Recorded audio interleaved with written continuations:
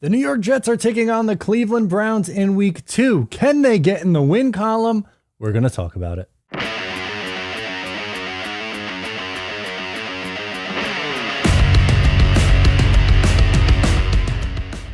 Hey, what's going on? I'm Matt O'Leary back with another video, and today I'll be talking about the New York Jets versus Cleveland Browns. Before we get started today, I just wanted to mention where you can follow me on social media at Matt O'Leary NY if you haven't already. Also, please make sure to check out the Just Jets podcast. New episodes drop every single Wednesday now. Also, before I hop into the show, yes, I am a little sunburned. It is possible to get sunburned in September. If you remember last year, if you saw me at the home opener or saw me after the home opener, it was pretty rough. But I was outside working on something very cool, or I think it's very cool at least, for the channel and for content coming up. Hopefully, you guys will be able to see it soon. And some pretty big stuff coming in October, which is a few weeks away. I know that's kind of a little bit of a tease, but it's good news. Believe me, it's good news, and it's going to lead to more content. So if you like watching the videos, I guess that's a major plus for you. Okay, so you have the 1-0 Cleveland Browns hosting the 0-1 New York Jets. The Browns are coming off a 26-24 win over Baker Mayfield and the Carolina Panthers, and it was a back-and-forth game. But Jacoby Brissett didn't really do a whole lot. They won on a last-second field goal. Brissett threw. We thought Joe Flacco struggled. Brissett threw for 147 yards on 34 passing attempts. That's 4.3 yards per attempt. That's grotesque, which you would hope plays into the Jets' favor here a little bit. The issue, though, or not really an issue, but the strength we know until Deshaun Watson comes back is going to be the rushing attack. Nick Chubb went for 141 yards. Kareem Hunt had 46 rushing yards and a rushing touchdown. He also had a receiving touchdown, if I'm not mistaken. So both running backs were very, very, very involved in the game. Now, the good news is the New York Jets held the Ravens to only 63 rushing yards. That's extremely, extremely impressive. One, because the Jets' rushing defense really struggled last year. And number two, because we know just how strong the Ravens rushing attack is. They have Lamar Jackson, and no, J.K. Dobbins didn't go, but still, you would think that Lamar and company would be able to get up over 100 or somewhere around that. They weren't even close. So you're going to have to hope that the New York Jets have a repeat performance. Now, I was really blown away by the linebacking group. I thought they played very, very well. Jordan Whitehead also was someone who was very involved in the rushing attack, coming down and making plays. He's a little bit banged up. Fingers crossed that he's going to be able to go. If not, that could be a little bit of an issue. They activated or brought up Will Parks off the practice squad because the safety position outside of Jordan Whitehead did not play very well. LaMarcus Joyner did not look good.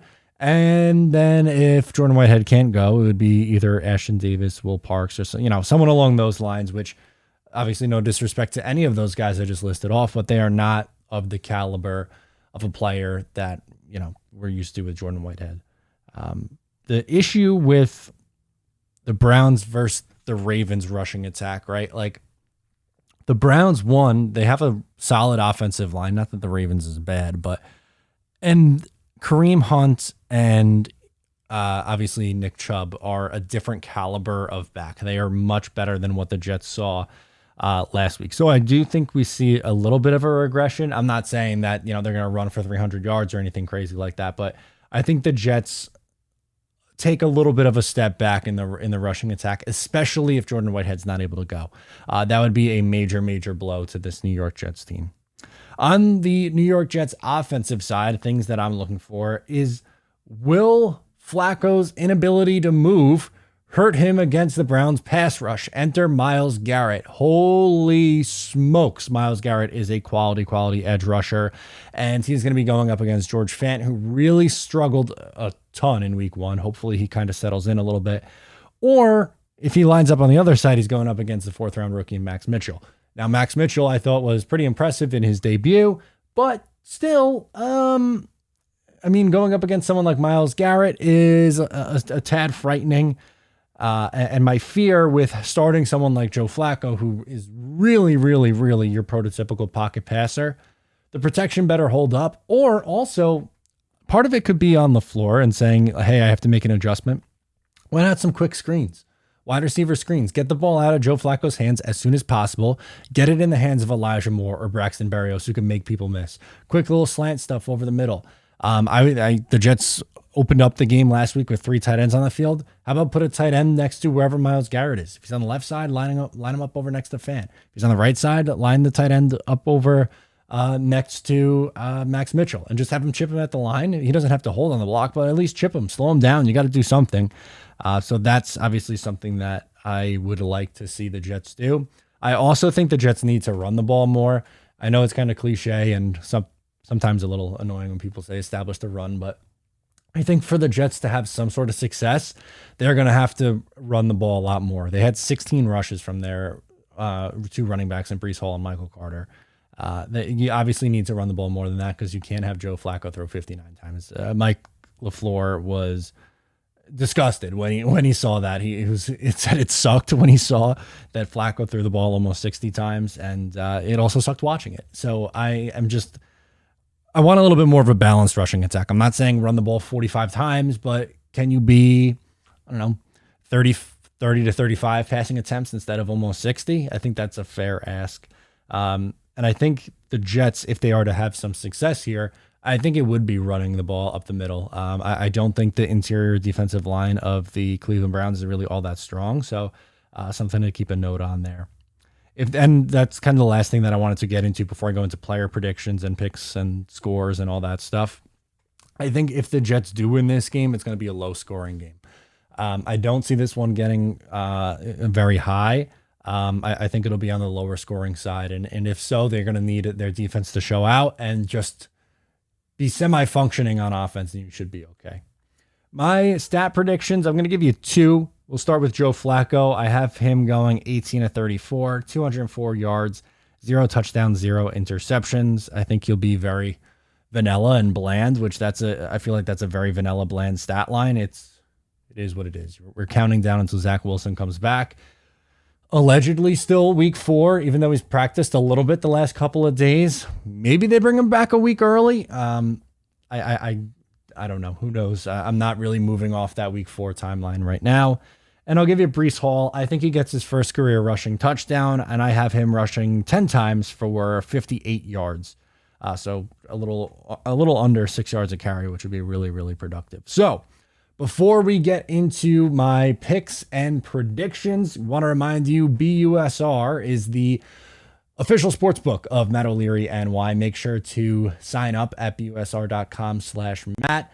And if you do, you can receive a match deposit bonus up to $1,000. So you put in whatever you want, up to $1,000, they'll match it. And you'll also get additional casino chips. It's worth your while. That's where I've been placing my bets on the New York Jets and the NFL this year. I am 0-1 against the spread. Casey went 1-0. She picked the Ravens -7.5 last week. I picked the Jets to cover. I am on the Browns -6.5, which that's the point spread in this one. And the 6.5 is a touch high, and I wouldn't be surprised if there's a backdoor cover. And I guess I shouldn't be surprised if the Jets win this game. I just have very little faith in the offense right now without Zach Wilson. I think it'll be on the lower scoring side. I just don't know if they're going to be able to score enough. Again, I don't really have any faith in this offense. I don't have any faith on this team going on the road. We know how badly they've struggled on the road in the last few years. They've won 2 games. Yes, 2 games on the road in the last 2 years. It's not something they usually do very well. I want the Jets to win very badly. I want them to come back to MetLife Stadium 1-1 and hopefully, fingers crossed, potentially bring in Zach Wilson to start that game. I'll give you a score prediction. I'll say 17-7 Browns. A low-scoring game, one of those kind of games that sets football back 50 years where you're just like, what am I watching? Again, I really hope that's not the case. I would love to be proven wrong. I know the comment section is going to be going nuts, but they got to prove it to me right now. I'm a little down on this team, and hopefully they pull it out of me. Let's see what Casey thinks.